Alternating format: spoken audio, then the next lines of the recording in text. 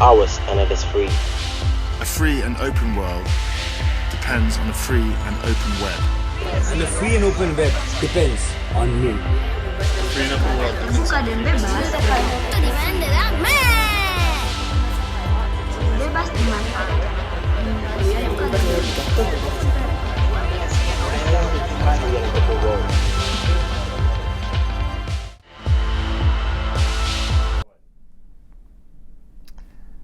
Hi, I'm Derek Slater, and I'm a policy manager on Google's public policy team, where I work to defend the open internet. The video you just saw comes from a campaign we launched just a few weeks ago called Free and Open, which we launched on our site, google.com/takeaction, encouraging users all around the world to defend the free and open internet.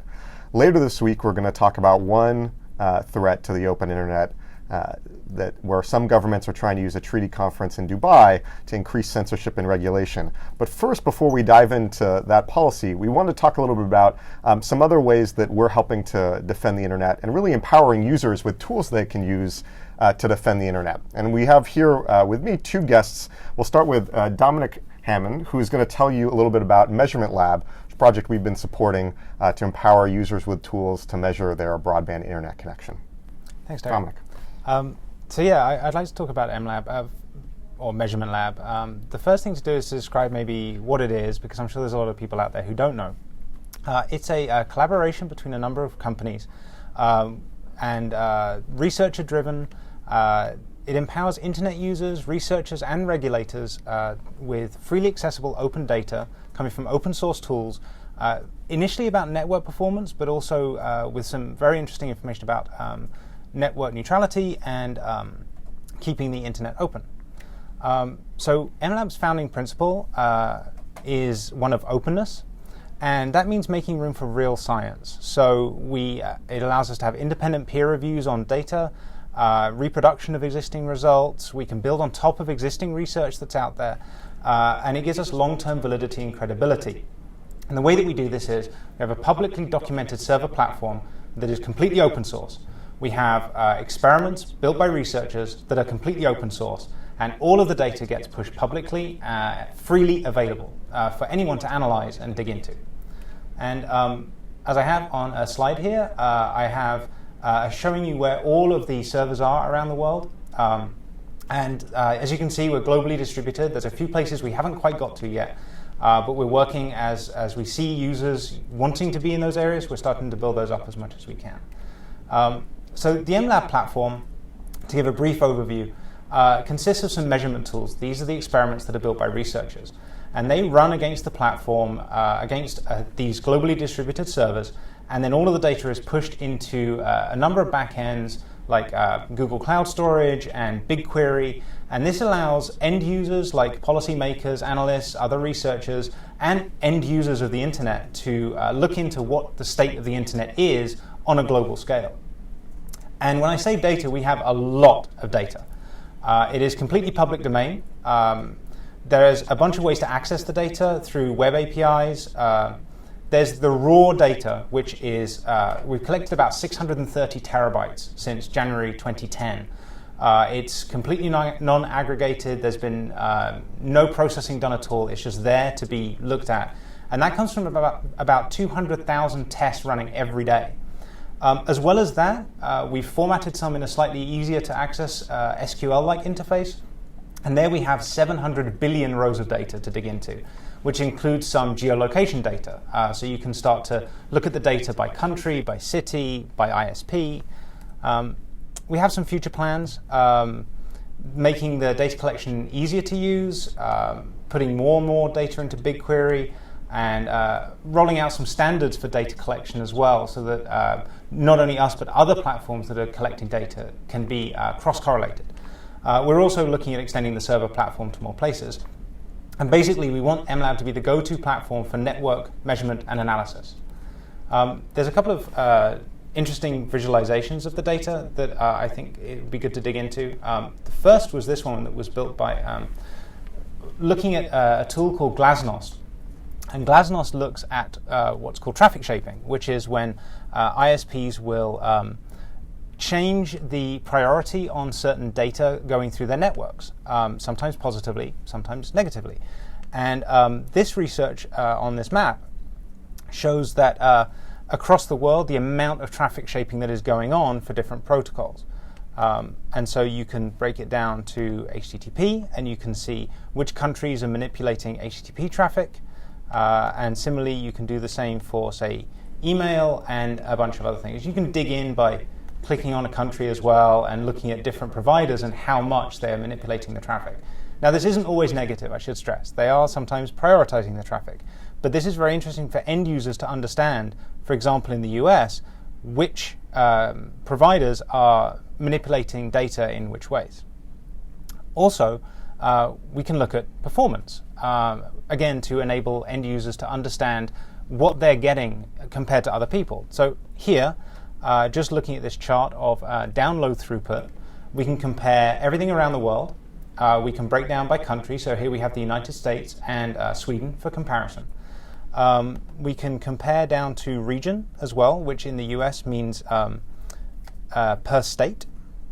So for example, if I can find, let's not do all countries. Let's say the United States, and then we can say California versus, say, Iowa. And we can just look at the download throughput there. There's a bunch of other things that we can look at as well. And the nice thing about this is that we can also look at other statistics. For example, if we wanted to look at the download throughput versus the upload throughput to see who gets the better balance, we can break this down like this. We can also look at how many tests were run in terms of the size of the dot. So then you start to get an idea of how you can really dig into the data. Rhode Island looking particularly good for upload throughput. And the nice thing about this is as well, you can look at changes over time. And as I said, this is all coming from the public data that's been collected on MLab. Now, because this is freely available, one of the things that would be great is to have developers really dig in to this data. And we have a lot of researchers who are very interested in building tools and generating experiments and generating data. And some researchers are also looking at analyzing the data across some of these experiments. But any developer could jump into this and build some really interesting visualizations and get out some very interesting conclusions about what the state of the internet actually is. And I would love to hear from any developers that want to dig into this data, and would happily help them figure that out. Great, so that's the overview of MLab. So Dominic, and so all of the data comes from users running tests on the website, or is it where do they go to run these tests? So they can go to measurementlab.net, which has a link to all the experiments that are run. Some of them are applications that can be installed. Some of them run through the web browser. It's really a per experiment thing. And so, what are some of the people run tests on Speedtestnet or other sorts of platforms? What are the sort of key differences for researchers or for people who are looking to analyze the data compared to those platforms? Yeah, that's actually a really good point. Thank you for asking. So Speedtestnet is great for figuring out what your internet looks like. One of the things that we don't get with Speedtestnet is the open methodology. So it's not entirely clear exactly how that data is being produced. It's also a little trickier to get hold of the raw, unaggregated data. I know that a lot of researchers work with Ookla who produce Speedtest, and they do share their data and they do share their methodology, but it's a little harder for everyone to get in there and do that. So one of the things that we pride ourselves on is that we have a lot of unaggregated data, and it's completely open. And because all of the tools are open source and the platform is open source, the methodology is therefore open and freely available for anyone to dig into and to criticize if need be. And what's something that surprised you as you've gotten to work with this data or play around with it? Something that sort of stood out as you've dug into it yourself? Well, one of the interesting things that I've been working on recently is looking at the geolocation of all of our tests, where they're coming from. And the reason for that is to try and determine where it would be good to build new servers, to make sure that we have really good coverage around the world. And so I've been working on a visualization that plots all of the tests as pixels on a map. And one of the interesting things that came out of that was that we have 16 million, 12 million tests a month, something like that. And yet there are giant dark spots on the map. There are certain countries where there is just no data coming out of that. And it's not clear if that's because the data is being blocked on the way out, or because people there are not running the tests on the platform, or we just don't have awareness there. One of the things that does surprise me the other way, though, is that there's a lot of very small and out-of-the-way countries that are doing an awful lot of tests, many more than I would expect. And so that gives us a clue of where to put our servers, but it's also just really interesting to see how broadly spread this is in terms of people wanting to know what the state of their internet is. That's great. So we've now talked about Measurement Lab, one tool for empowering users with a way to understand what the quality and speed of their broadband connection is so that they can make informed choices, and so that researchers, innovators, policymakers can make informed decisions about broadband internet access. Now we're going to turn things over to Dorothy Cho, who's going to look at another set of transparency tools. This set looks at Google's transparency report, which she'll tell you about, has to do with removal requests and data requests that are made to Google from governments and others. Dorothy, we'll hand it over to you. Thanks, Derek. So as Derek was saying, I work on the Transparency Report, which is a site that shows when Google is asked to remove information, like a YouTube video or a blog post from our services, or when we're asked to hand over user data to different governments. Overall, we see a really disturbing trend, which is that governments that censor the internet have gone up from about 4 governments about 10 years ago to 42 governments today. And 150 different countries have basically been home to our services, and at that rate, more than 25 of our services have been blocked at any given time. So this is a really big concern for us, and we created this report precisely to help people track these different types of trends to access to information online. So for those of you who don't know what the Transparency Report is, I'm going to give a brief overview and then talk a little bit about the update we just released last month, as well as how we want to move forward and how you guys can all engage with that. So the Transparency Report has 3 basic parts.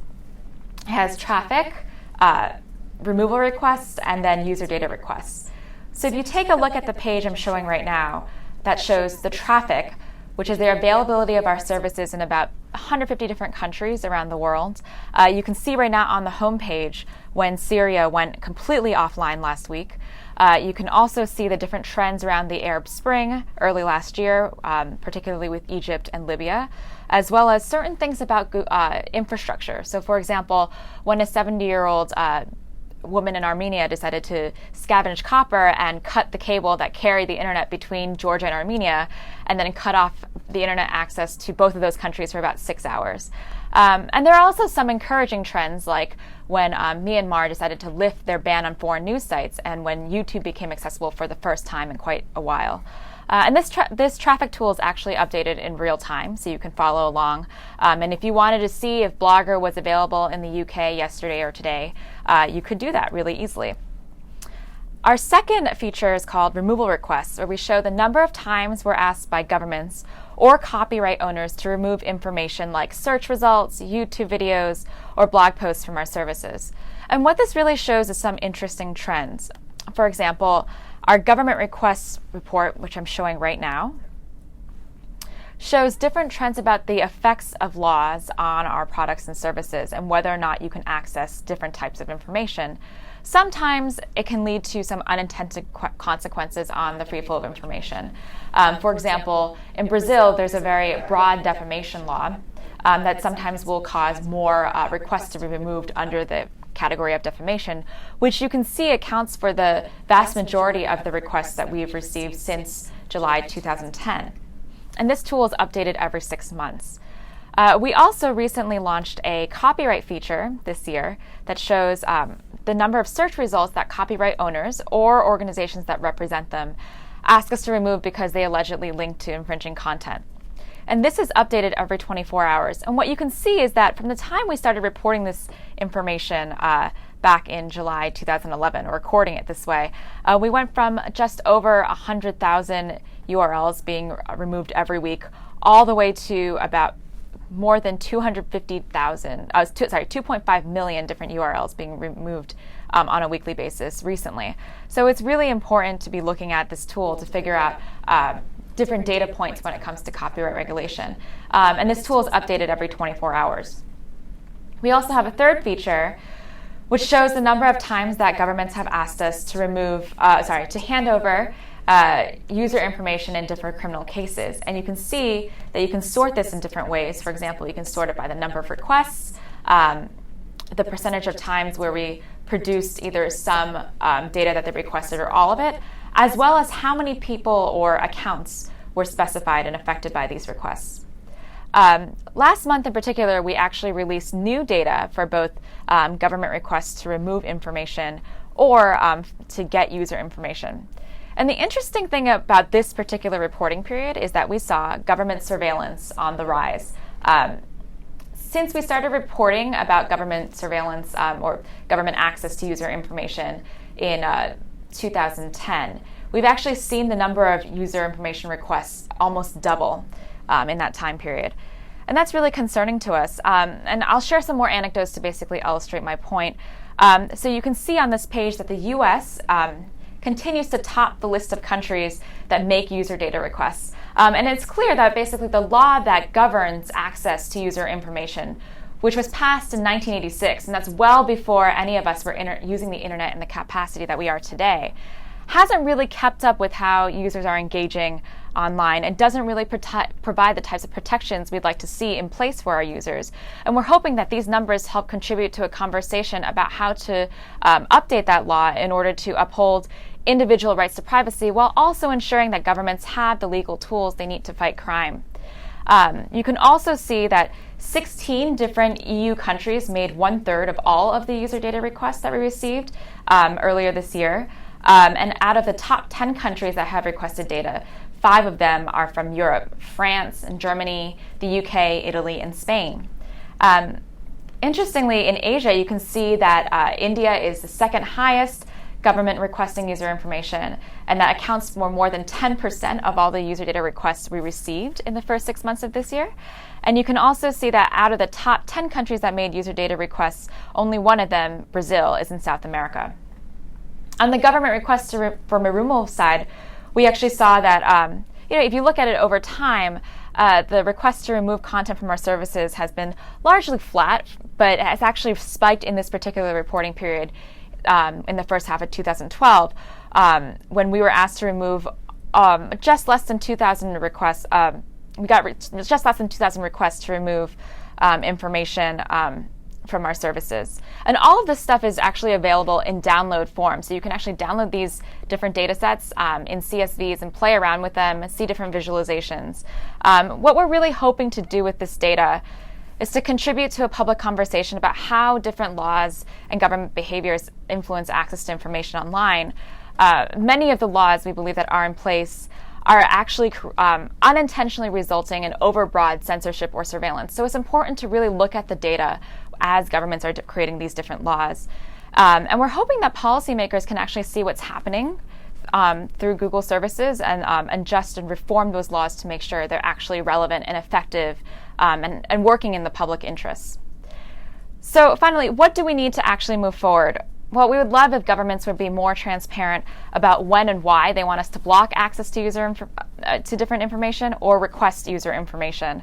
An important part of democracy is that people are really able to hold these governments accountable, and so that if they want to change the law, they can do so democratically. The harm is really coming when there's no checks or balances, and there's some danger of scope creep when there's lack of disclosure. For example, we really worked hard on a document called the Stockholm Principles, which you can actually find at stockholmprinciples.org, and it offers some basic guidelines about different types of government transparency reporting, and we really need more leadership to commit to that. And it's mostly because the effects of these laws that directly impact censorship and surveillance are really quickly becoming entrenched. And so we need the public to know and be more engaged on these issues and confirm if those laws and policies are actually working in their best interests. And the only way we can do that is through more transparency. And to that end, we'd actually love for more companies to join us in this effort as well, so we can get a better picture of what's actually going online. Our view is pretty limited and incomplete. We can only see what's happening on Google services, and so we need more data points.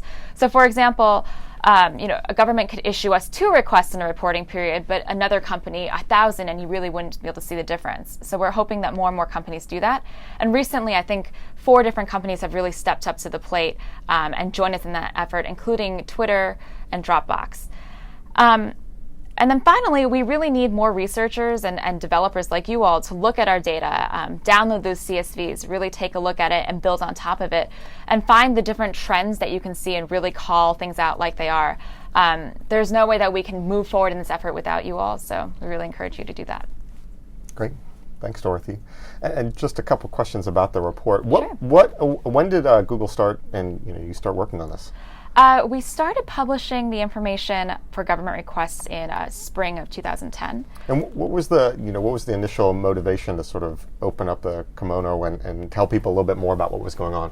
Well, I think we started to see more and more requests come in from different governments to both remove information from our services and also for user information. And we were thinking, unless we are more open about this, people aren't going to understand the collateral effects of these different laws that are around the world. And so we wanted to provide them with that data point to basically decide, is this actually working the way I want it to? And if it's not, how do I change that law? How do I fix it? And how do I become a part of that political process? Right. And what else? So developers can go and play with the CSVs, visualize the data, look for trends there. What else can the developer community do to make an impact in this effort? Are there other sort of tools what you think, gosh, I wish somebody was building this to help users or help others really understand what the nature of this issue is? Yeah, absolutely. So there's a site called herdict.org, and it really shows, it's more of a crowdsourced tool that allows users to report, this site isn't working for me, or I can't access it from a given country. And we would love to see developers take those different data sources that are available online, like Herdict, like our report, like Twitter's report, for example, and put those all together to create a better picture of what information flows look like online. We don't really have that collaborative reporting kind of feature yet, so anything that developers can do to bring those information data points together, that would be great. Great. Well, that brings us to the end of this episode of Free and Open. We've got to learn about some ways that users can understand how their broadband internet connection works and what sort of requests that government or others are making to remove content or disclose data on the web. The hope here is that we can empower more users to sort of understand what's going on and through transparency help have a richer conversation about the future of the internet.